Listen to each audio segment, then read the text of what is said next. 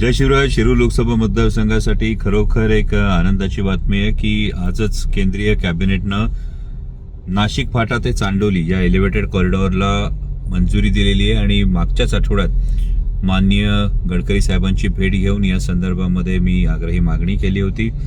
कारण भारतमाला फेज 2 मधला निधी संपल्यानंतर वेगळ्या कॅबिनेटची मंजुरी या प्रकल्पासाठी आवश्यक होती आणि मी आदरणीय गडकरी साहेबांचं मनापासून आभार मानतो की त्यांनी शिरूर लोकसभा मतदारसंघातील विशेषतः पुणे नाशिक महामार्गावरील वाहतूक कोंडी सोडवण्याच्या दृष्टीनं या प्रकल्पाला मंजुरी मिळवली.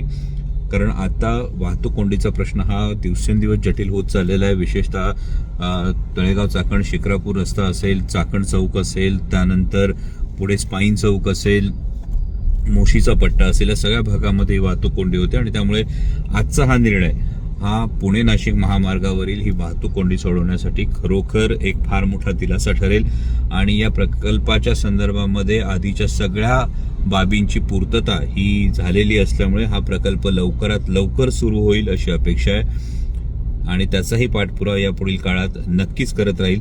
मला वाटतं की काही जणांनी राजकीय दृष्टिकोनातून खासदार साहेब जुने फोटो टाकतात अशी टीका टिप्पणी केली होती.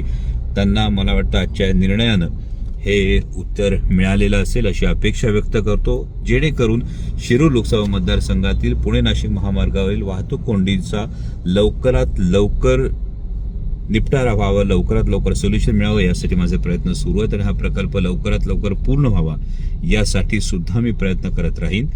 पुन्हा एकदा आदरणीय गडकरी साहेबांचं मनापासून धन्यवाद.